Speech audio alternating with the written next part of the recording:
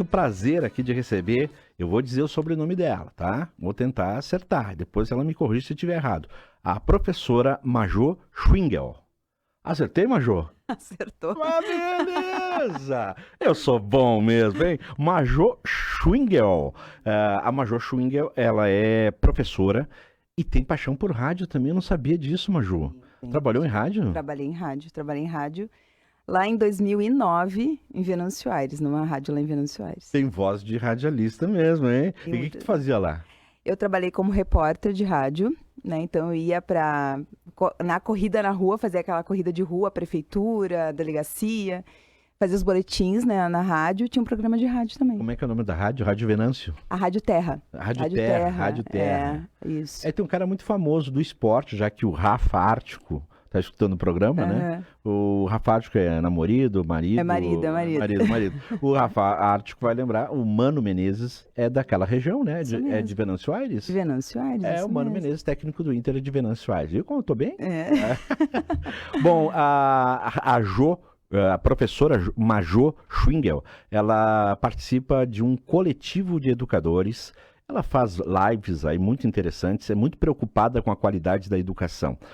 Primeiro lugar, coletivo de educadores. Para quem não sabe o que é isso, quanto tempo ele existe e qual é o propósito, Majô? Então, lá na pandemia, durante a pandemia, né, bem no início, quando nós começamos a ter o isolamento, as aulas à distância, nós decidimos então fazer um coletivo, organizar os professores para começar a fazer um debate sobre educação.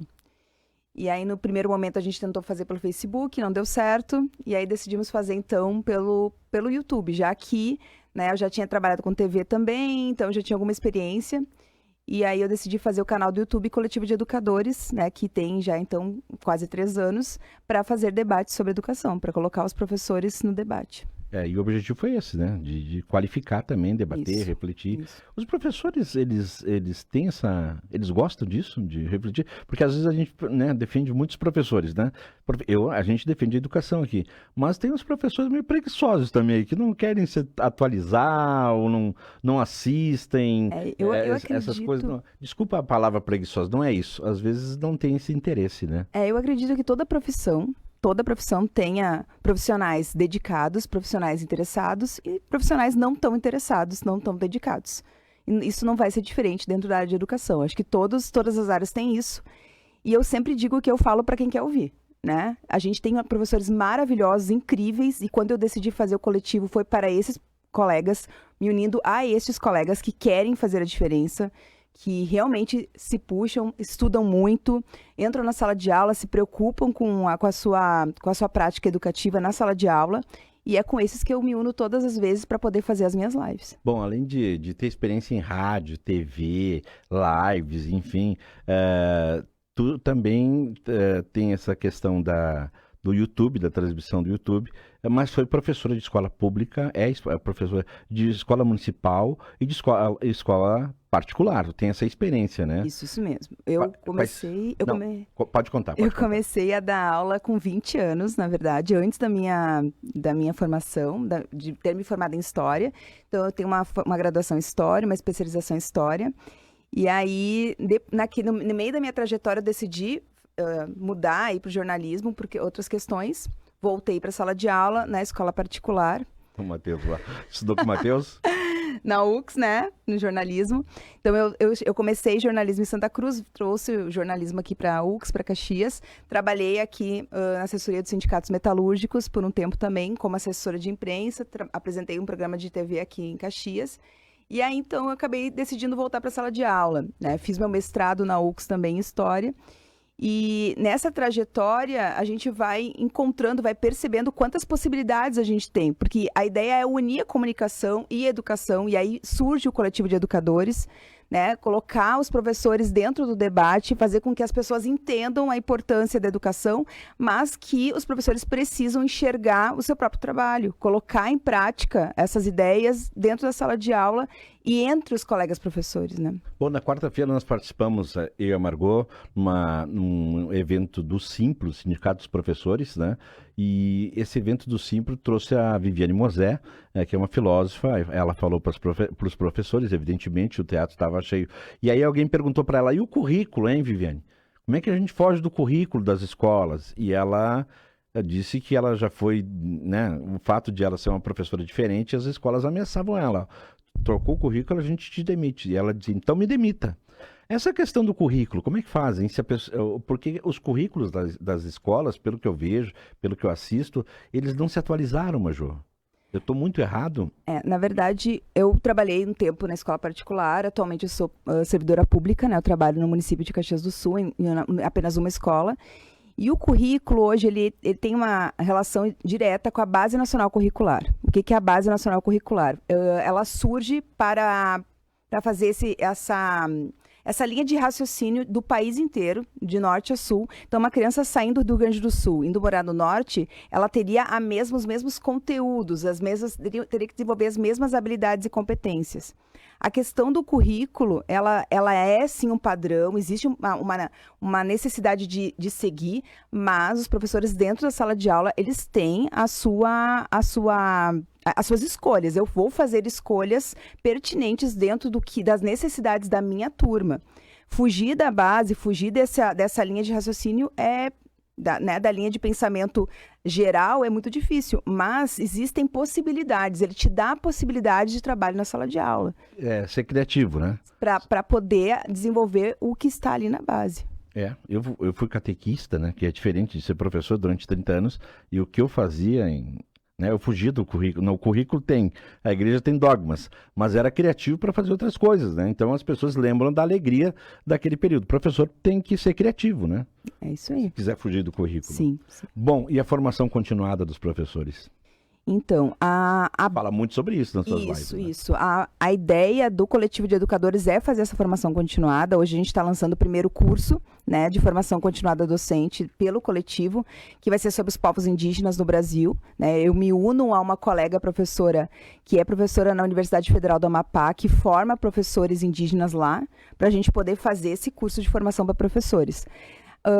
Professor é como eu falei, como outras áreas do conhecimento, outras profissões. É necessário estar sempre estudando. A gente precisa estar sempre estudando. Quem decidiu, e eu falo para quem está estudando para ser professor, quem decidiu ser professor vai ter que estudar a vida inteira. Não adianta, se atualizar o tempo todo, porque as coisas mudam muito rápido. Eu acho que em todas as profissões é isso, né? Todas as profissões são assim. Eu fiquei fora da rádio aqui durante 4 anos, quando eu voltei, nós estamos em imagem.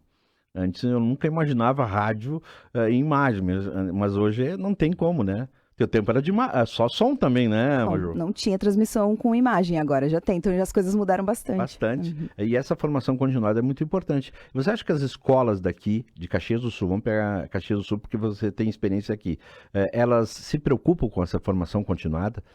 Os professores têm essa formação? Eu tenho colegas que trabalham nas particulares, nas escolas privadas, eu vejo que sim, eu vejo que os professores têm a formação, as escolas elas estão investindo, né? Como a Secretaria de Educação também vejo alguns cursos que eles estão, porque a gente também, os professores acabam falando, e eu acho que a Secretaria percebe essa demanda, percebe essa necessidade, porque nós estamos em pós-pandemia. Então, nós precisamos entender que tipo de sociedade é essa, que tipo de estudante é esse, para que a gente possa poder fazer essa formação, atualizar, né, os professores, para que a gente possa entender e seguir em frente, percebendo que nós não somos a mesma escola, o mesmo professor e o mesmo estudante antes da pandemia. E isso as famílias também têm que entender. As crianças não são mais as mesmas. Dá para dizer que a gente perdeu 2 anos de educação? Porque, assim, uma coisa é escola particular, né? Mas escola pública estadual, escola municipal, eu duvido que todo mundo tenha tido o celular e o currículo para ter, né, aquelas aulas, né, que não eram presenciais. Eu duvido. Eu acho que isso foi muito dificultador e muita gente saiu da escola, né? Muita gente saiu da escola. Eu consigo perceber porque eu tenho experiência da escola particular e eu sei o quanto a escola particular manteve os alunos que tinham acesso à internet, que tinha celular, que conseguiram manter o professor síncrono, né, a professora ali, dando a sua aula todos os dias. A minha experiência na escola pública é a seguinte, né, a escola que eu trabalhei lá no Fátima Alto, nós tínhamos 4 tipos de aula que nós tínhamos que trabalhar. Nós tínhamos que dar aula síncrona, que é ao vivo, né, online. Nós tínhamos que, aí quando os alunos tinham condições de nos assistir, nós tínhamos o acesso via Google Sala de Aula, quando o estudante tinha acesso. A gente tinha que trabalhar com as aulas impressas, né? Quando não tinha acesso, tinha aula impressa ainda, e nós tínhamos as aulas gravadas. Então, Como é que era a aula impressa? O estudante tinha que pegar na escola e levar para casa. levar Então, pra assim, casa. nós dávamos... Existiam as 4 possibilidades de aula para esse estudante da escola pública. E, sim, a gente deu acesso, os professores trabalharam muito, mesmo, né? A gente, mesmo trabalhando em casa, tinha que dar essas 4 possibilidades para o estudante. E, sim, os estudantes muitos sumiram. Eles sumiram. Alguns sumiram e não tiveram... Os meus estudantes que já eram bons antes, eles continuaram e seguiram. A gente percebe que, né, porque eles realmente estavam correndo atrás. Os estudantes que já tinham dificuldade antes, muitos, agora a gente está tentando reverter a situação. Não, e aí, quando a gente fala da dificuldade dos estudantes, principalmente os mais carentes, com a questão da internet, telefone celular, a gente tem que pensar também que muitos professores também não tinham essa tecnologia. E lidar com essa tecnologia também foi difícil para quem é um professor um pouquinho mais velho, por exemplo. No nosso caso aqui, a nossa geração, não sei qual é a tua idade. Mas essa gurizada já está no meio, né? Uhum. Ela já está no meio, não adianta a gente querer interferir. Eles já estão num outro meio, e eles já sabem muito bem lidar com tecnologia. Então, parece que ficou também alguns professores, em algumas faixas etárias, tiveram muita dificuldade de lidar com isso, né? Tiveram, mas como profissionais tiveram que buscar também, né? Claro. Nós também tivemos que aprender muita coisa na nossa área, né? É isso aí. Bom, qual é a necessidade agora, atual? O que é mais prioritário pós-pandemia na área de educação, Major? Nós precisamos olhar para os estudantes de uma forma diferente, entender quem são essas pessoas hoje pós-pandemia. A gente tem aí várias questões, adolescentes que ficaram isolados, crianças que ficaram isoladas, a gente percebe o emocional deles alterado. Crianças com problemas emocionais têm muita dificuldade de aprendizagem. Então, a gente precisa que as famílias também olhem para os seus filhos, tenham sempre um momento, né? Momentos de presença com os filhos. E quando eu falo presença, é tu deixar o celular de lado e sentar para conversar. É olhar os cadernos dos seus filhos. Então, o que teve hoje, né? Sempre dá uma olhadinha. Eu acho que esse monitoramento em casa, né? Comunidade, família, juntos, faz muita diferença. Faz muita diferença. E a partir do momento que a gente consegue olhar para essa criança de uma forma mais acolhedora, a escola ela vai também se transformar, porque os professores vão repensar a sua prática. Nós teremos uma formação que vem das mantenedoras, e aí acho que a coisa vai começar.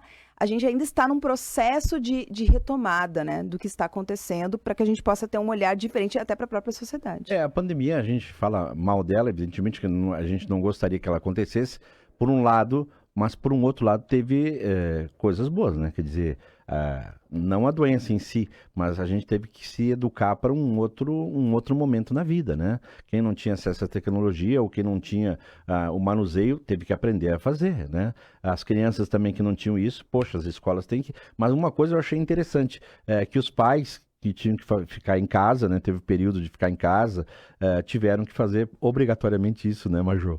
Que não faziam. Vai ficar perto do filho, estudar perto do filho, participar de algumas aulas, inclusive, né?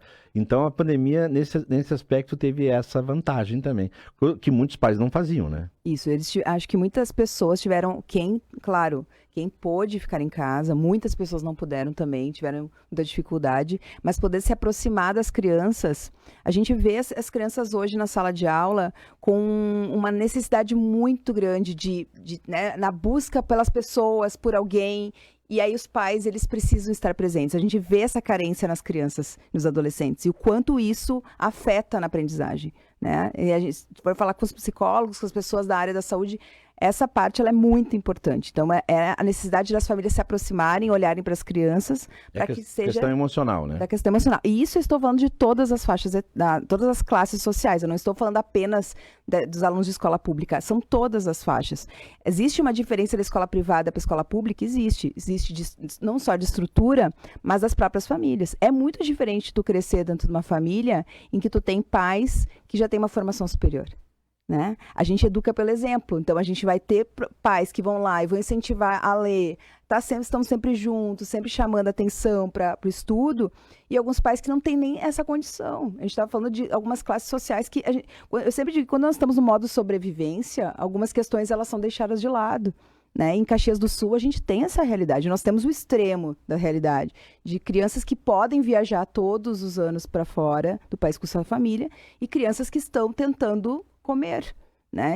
E a gente, para quem convive com as escolas de todas dessas linhas de privada, municipal, estadual e particular, a gente consegue enxergar muito essa desigualdade em Caxias do Sul. Então, sim, existe a necessidade de investir na escola, mas a desigualdade social ela tem que ser diminuída para que possa refletir na escola. A escola ela é só um resultado, né, da sociedade. E nós temos em torno de, não sei se esses números exatos, mas nós temos em torno de 9 mil pessoas aí em extrema pobreza em Caxias do Sul.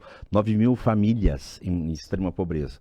Então a pandemia também tirou a possibilidade de, né, de comer, né, na escola. Isso, né? isso. Então isso foi uma dificuldade também, porque as classes menores, elas têm, em vulnerabilidade, têm também essa necessidade, né, de comer, de estudar, mas precisam almoçar, precisam tomar um café, precisam ter um lanche, e isso também foi uma dificuldade, né? Isso. Quando eu falo para as crianças, por que a escola municipal tem os lanches, né?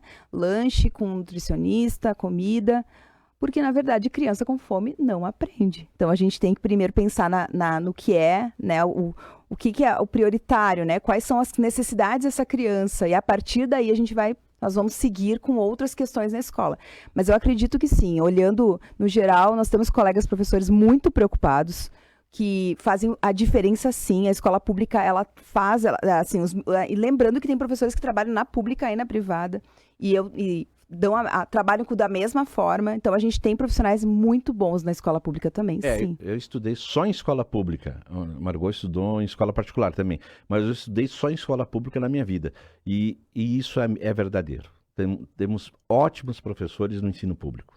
Tanto no estadual como municipal, né? E que também trabalham em escolas particulares. Bom, aí tem a questão de políticas públicas, né? Nós não vamos falar de ideologia, mas políticas públicas para a educação. E eu vi numa live tua também, Majô, que é aquela história que dizer, a cada 4 anos pode mudar um governo, né? Daí vem vai ser assim, vai ser essa linha para a educação. Mas, na verdade, não troca nada, né? Só troca o discurso. Na verdade, aí que tá, né? Eu acho que é uma grande crítica, assim, que eu acho que a sociedade deveria dar um olhar para a educação desta forma, né? A educação, ela deveria ser política de Estado e não de governo. E sim, ela muda. Eu trabalhei 10 anos no Estado, né, das escolas do Estado do Rio Grande do Sul, e toda vez que mudava um governador, mudava literalmente toda a linha de pensamento da escola. No município, quando muda a secretaria, as coisas também acabam mudando. Então, isso é uma grande crítica, é uma grande reflexão, na verdade, de como a gente deveria entender que time que está ganhando deveria se manter. Tem coisas que dão certo, sim, deveriam se manter dentro dessa linha da educação, né? Não, mudar tudo, os professores são os mesmos. Sim. Então, mudar tudo... A estrutura da escola pode ser melhor. Pode melhorar. Agora, mudar a ideia, o sistema, não é a melhor coisa, não. A gente já viveu várias possibilidades de vários governos. E, sim, se a educação, de repente, fosse de Estado, em que algumas coisas mantivessem, acho que algumas coisas seriam diferentes. Deixa eu fazer aquela perguntinha, porque o nosso público é um público adulto que escuta esse programa, porque a gurizada deve estar dormindo essa hora, né? Mas, assim, muitos, eu não digo todos, mas muitos dizem, se fosse antigamente, tem que rodar mesmo essa gurizada, tem que punir essa gurizada mesmo, tem que rodar. Eu fui um cara que rodei 2 anos, né? No primeiro ano do antigo, segundo ano, né? Científico lá, enfim. Isso me prejudicou muito, né? Às vezes as pessoas rodavam por uma disciplina. E no ano seguinte tinha que recuperar todas. Uhum. Rodar e não rodar. Qual é a tua opinião? Que super polêmico. A gente pode continuar essa polêmica em outro dia também. Mas, assim, porque tem essa história. Tem que rodar, tem que rodar. Hoje não se roda mais, essas crianças não aprendem. Por que eu tô dizendo que é polêmico? Porque isso é um debate entre os professores que não entra numa linha, né? Assim, é isso, né? Também divide os professores. Mas se a gente pensar numa avaliação, a avaliação ela é processual, ela é contínua, isso numa linha de raciocínio, sim, né? Uma avaliação sendo processual, contínua, em que os estudantes eles vão evoluir dentro do que eles individualmente, não coletivamente. A gente tem que entender que, como tu disse, dependendo da criança, o rodar, se manter onde ela está, vai fazer uma diferença vai prejudicar de uma maneira, eu acho que sim. Acho que os professores, eles têm, quando se chega nesse veredito, existem vários processos para chegar a rodar, como se diz assim. Existem vários processos. E eu acho que as coisas já melhoraram muito, tá? Eu sou, como tu falou, que geração, eu sou, né, minha infância anos 80, 90, e agora, vendo como professora, eu vejo que sim. Eu acho que é uma preocupação, é um debate que se faz contínuo, e isso continua, não se chegou ainda a um veredito, tem que ser desse jeito. E muitos colegas professores questionam isso, tá? Mas, assim, é um debate bem... É uma linha mas, bem... assim, eu fico pensando assim, no meu tempo, né? Estudava, fazia lá 8 ou 9 disciplinas e tu rodava numa disciplina por 2 pontos. E aí, no ano seguinte, tu tinha que fazer todas as disciplinas. Isso. Eu acho... Antigamente, eu até achava razoável. Mas hoje eu acho um desperdício, né? Quer dizer, aí rodava de novo. Todas as disciplinas. Eu rodei muito. A Margot também rodou. A experiência. Mas assim, isso é muito prejudicial. Eu acho. Mas eu acho que esse debate está acontecendo. Uma disciplina, rodou por 2 anos nessa disciplina, então tu vai fazer essa disciplina, mas tu vai avançar. E eu acho que a avaliação, ela é um dos pontos mais importantes, assim, porque ela vai dar o resultado de todo o processo da aprendizagem na sala de aula do que o professor está fazendo. Sim. Né? Então, ele tá te dando o retorno se realmente o estudante está aprendendo ou não e o que a gente pode fazer. Mas eu te garanto que já mudou muito, tá? Já mudou muito e realmente o sistema e os professores estão questionando, sim. Não chegaram, acho que ainda não... Isso ainda está sendo discutido, sim. Acho que nós não chegamos ainda a um ponto em comum. Muitas pessoas acabam pensando de formas diferentes e valorizando, né, a reprovação.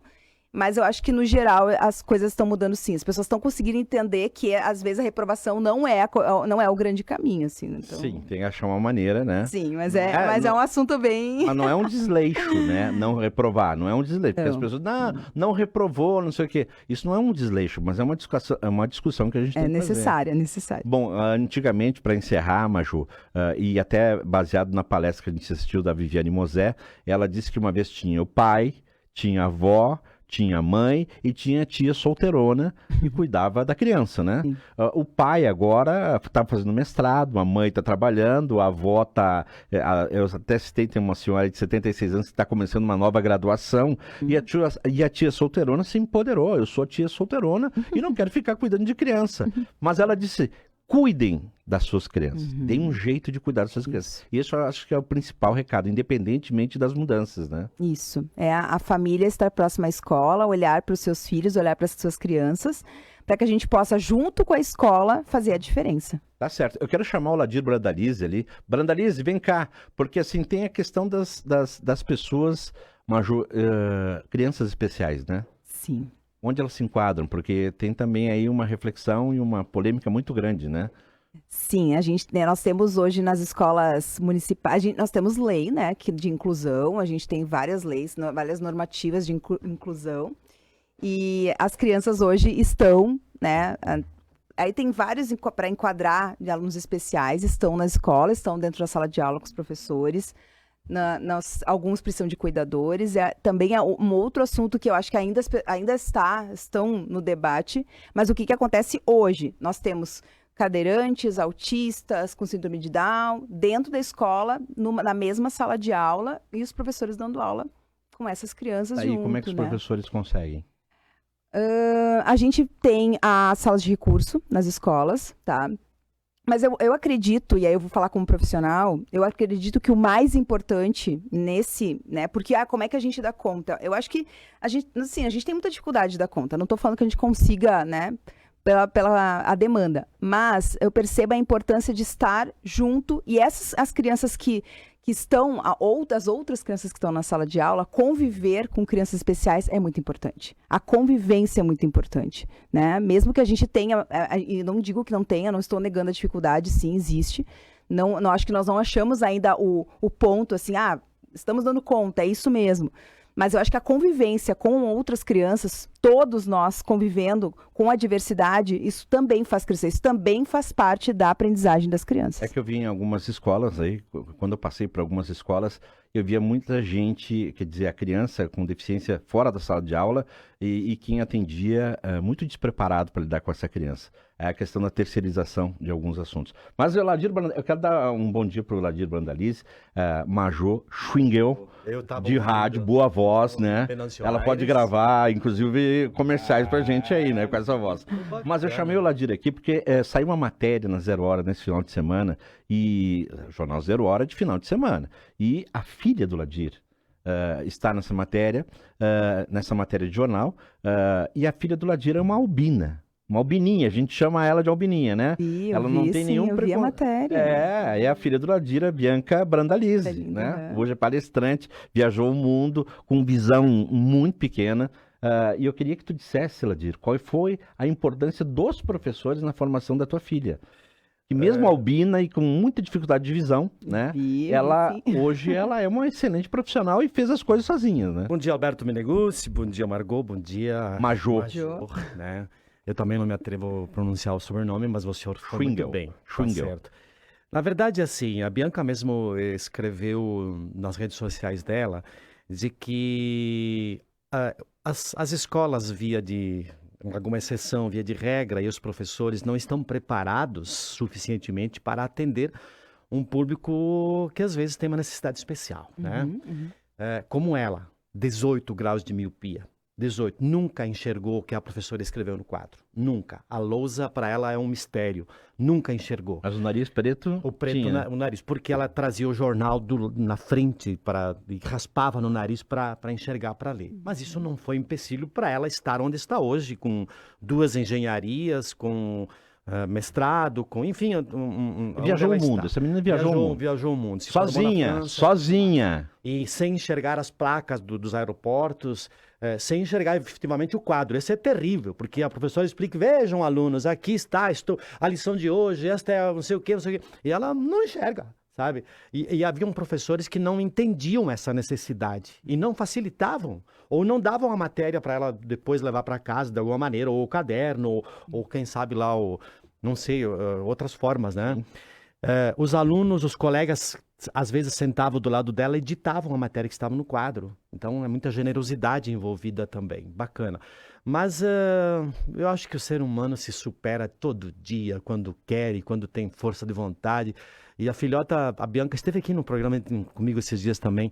Ela tem isso. Ela habita nessa pele, que ela diz assim, essa pele branca e albina habita nela, e é isso que ela tem. E ela se adaptou a isso e... Ela vive bem com isso, e apesar de todas as dificuldades. Diz, pai, não é que eu não enxergue, a miopia me faz enxergar quilômetros de distância. Tipo assim, se você enxerga a 3 metros, eu enxergo a 3 quilômetros. Sabe, longe, pequeno, né? Sim. Então você imagina a dificuldade, né? Sim. Eu trouxe essa experiência porque aí teve professor e teve a mãe. Professor e mãe e pai. Né? Porque aquilo que a escola não dava... A Naídes, a mãe... Pegando na mãozinha em casa e tal. E uma inteligência fora de série. Porque Deus pode te dar alguma coisa a menos, mas te compensa em outras, né? Então, o que nós em sala de aula, alunos normais, captamos 30%, 40% do que o professor explica numa aula, ela capta 90%. Porque ela ouve tudo, não escapa nada. Então... Sabe, compensa. É um exemplo. Major, outro dia eu vou trazer a Bianca aqui, tu e o Ladir, e nós vamos falar sobre educação. Nossa. Eu não sou pai, eu sou fã. Só dos problemas que o Ladir causou viajando onde ela estava. Só dos problemas.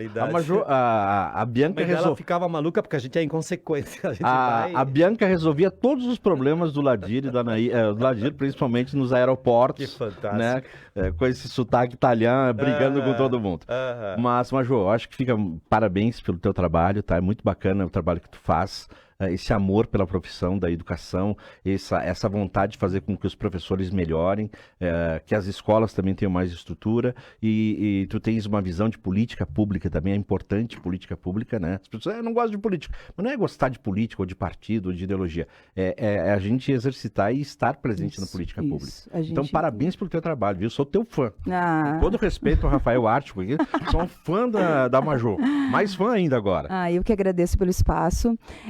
as pessoas, elas confundem, né? Eu sou professora de história, então falar de política, as pessoas confundem política com política partidária. Nós fazemos política todos os dias nas nossas relações, e ser professor é um ato político, é um ato de resistência numa sociedade em que a valorização, ela é dita, mas ela não é efetiva, né? E eu acredito que a valorização, ela passa pelos professores. A gente precisa se valorizar primeiro. Nós nos valorizamos com conhecimento, estudando todos os dias, fazendo o nosso melhor, e aí nós nos valorizando, mostrando o nosso trabalho, porque é isso que é o coletivo de educadores, é mostrar o trabalho dos professores, nós também seremos valorizados. E a música tá nisso também, né? O professor pode ser criativo e cantar, né? Porque tu é um professor de hoje, italiano. teoricamente, nós estaremos no programa número 100 do Acredite e do Nosso Tragente. Tivemos um percalço no meio que faltou luz no domingo. A gente não sabe Mas o uma número. das canções que o Alberto adora, e a Margot, e as palestras, e viver e não ter vergonha de ser feliz. E a gente homenageia todos os professores. Viver e não ter a vergonha de ser feliz.